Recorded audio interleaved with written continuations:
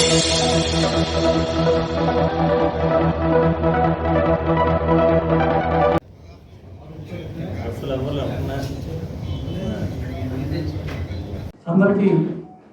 పాత్రికేయ మిత్రులకి కారణం ఉంది.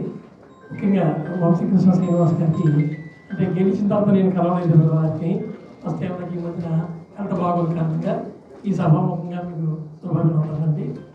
ఇక ఈ సినిమా ఆర్వీవి గారు నా దగ్గరికి ఒక రోజు ఒక ప్రోగ్రాంలో పాటలు పాడుతుంటే నేనే అన్నాను, సరే మీరు సీతారామరాజుకి చాలా దగ్గరే ఉన్నారు, తప్పకుండా మీకు అది నేను శిక్షణ ఇస్తానండి. అంటే నాకు నేను పాటలే కదనే పాడతాను, నాకు ఈ వేషాలు నాటకాలు కానీ నాకు రావాలి లేదండి, తప్పకుండా నేను ఆయనకి అల్లూరి సీతారామరాజు పడాల రామారావు గారిని ఆయన రచించినటువంటి ఏకపాత్రమయం అంటే నేను 1979లో నరసాపురంలో 5వ తరగతి చదువుతుండగా వేసినటువంటి ఆ ఏకపాత్రమయాన్ని వారికి నేర్పించామండి. నేను నేర్పించడానికి పక్కన పెడితే చాలా శ్రద్ధతో ఆయన నేను రమ్మన్నప్పుడల్లా వచ్చి ఆ డైలాగ్ని మళ్ళీ ఇంటి దగ్గర వెళ్ళి ఆయన మెదల్ ప్రాక్టీస్ చేయమన్నాను, అలా చేసుకున్నారు. అయితే నేను ఇన్ని కోటి పైన 2 కోట్లు ఖర్చు పెట్టి సినిమా తీస్తారని నేను ఆయనకి ట్రైనింగ్ ఇవ్వలేదండి. నాకు నాటకం అంటే పిచ్చి కాబట్టి నేను ఒక నాటక కళాకారుని అనుకున్నాను. కానీ సినిమా తీశారు, అది నేను చూశాను, చాలా బాగుంది. ముఖ్యంగా మీడియా మిత్రులందరికీ నేను కోరుకున్నది ఒకటేనండి, వైజాగ్లో నాకు తెలిసి పెద్దవాళ్ళు చాలామంది సినిమా తీశారు. అంటే విశాఖ అల్లూరు జిల్లాకు సంబంధించినటువంటి సీతారామరాజు గారి కథని చాలా బాగా తీశారు. అంటే కృష్ణ గారు తీసింది ఓకే, కథ ఒకటే అయినప్పటికీ ఇప్పుడున్న లేటెస్ట్ టెక్నాలజీ అన్నీ ఆయన సొంతంగా చేసుకుని తీశారు.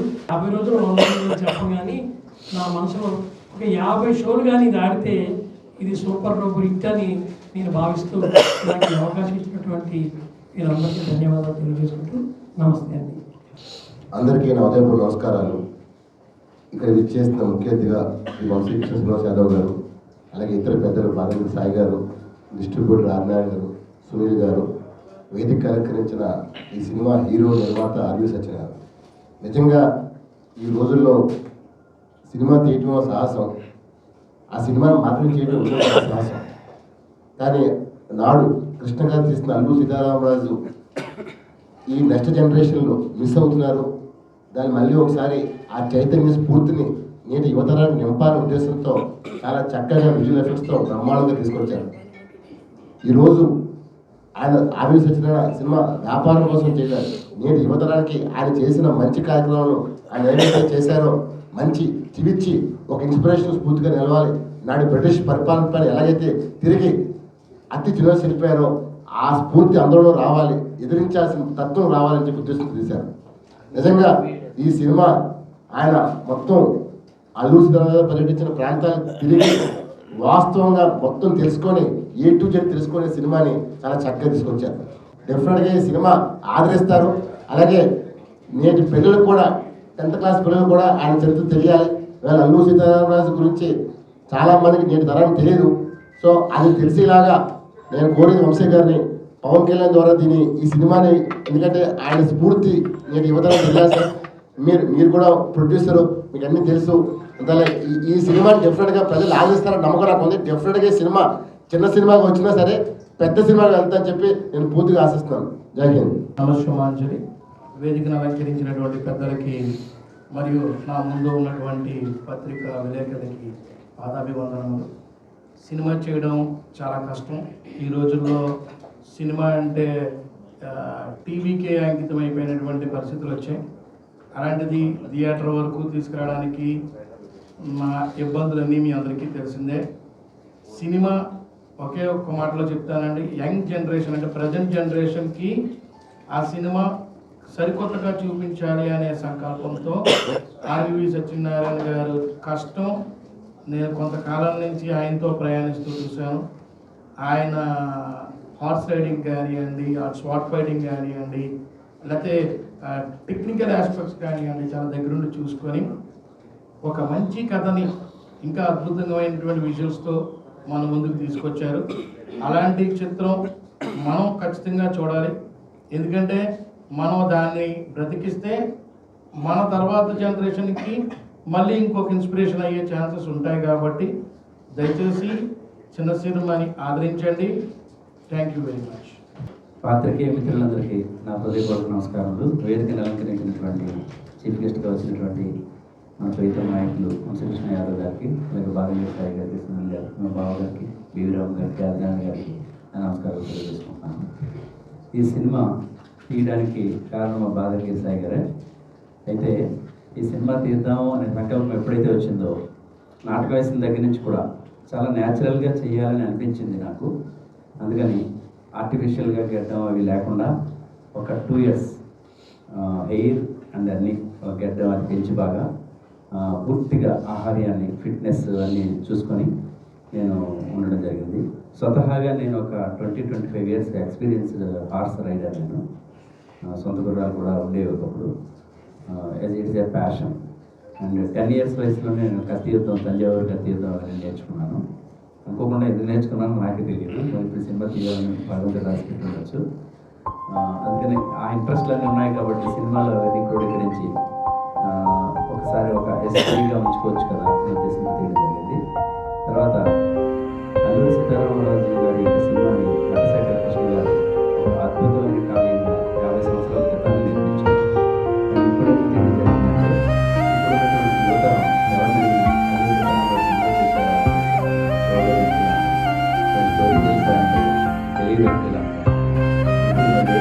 సీతారామరాజు గారి ఆయన ప్రభుత్వ సమయంలో ఈ స్టోరీ తెలియాలంటే ఎలా సినిమా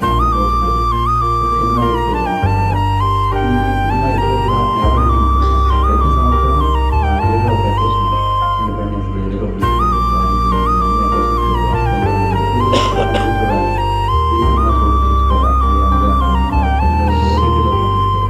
టీవీలో పడడం చూసే అవకాశం ఉంటుంది. కృష్ణ గారి సినిమా చాలాసార్లు చూసాం కదా. ఈ తర్వాత ఈ సైడ్ ఈ సినిమా చూద్దాం అనేటువంటి తలంపు కలగొచ్చు కదా అనేటువంటి సంకల్పంతో ఈ సినిమా నేను తీశాను. ఈ సినిమాకి నేను బాగా సోటులు అవుతానని చాలామంది పెద్దలు చెప్పడంతో దాని మీద నేను ఇన్స్పైర్ అయ్యి సినిమా తీశాను. ఈ సినిమాలో ఏ డూపు లేకుండా హార్స్ రైడింగ్స్, కత్తి యుద్ధాలు, అలాగే ఆర్ట్, చిత్రలేఖనం కూడా నేను బాగా బొమ్మలు వేయగలను. అడవి తల్లి బొమ్మలని రకరకాలు చేసుకున్నాను. బాణాలు, అలాగే కత్తులు ఇలాంటివన్నీ కూడా నేనే సొంతంగా అడవికి వెళ్ళి ఆ బ్యాంబూ అన్ని తెచ్చుకొని 1 సంవత్సరం పాటు కష్టపడి తయారు చేసుకున్నాను. అంటే క్రాఫ్ట్ వర్క్ కూడా చేతికొనలు నాకు వచ్చు. Because I'm from cultivation family. నాన్నగారు టీచర్గా పనిచేస్తూ కల్టివేషన్ కూడా చేసేవారు. And he himself is an actor also.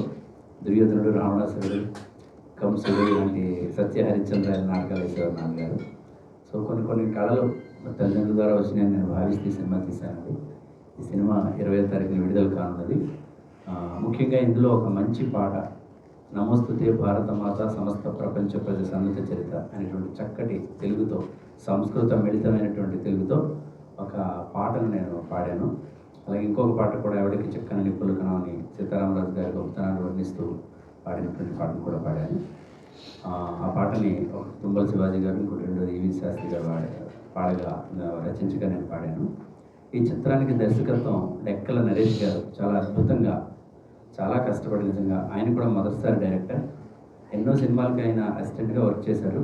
కానీ ఈ సినిమా మీద ఎలా అయినా నాకు మంచి పేరు రావాలని వర్క్ చేశారండి. అలాగే పనిచేసిన ప్రతి ఒక్కరు కూడా డిఓపిగా Vineeth, Arya and Farooq, and set department Eshwar, Appul Reddy for makeup and all that, ఇలా వర్క్ చేశారండి అందరూ.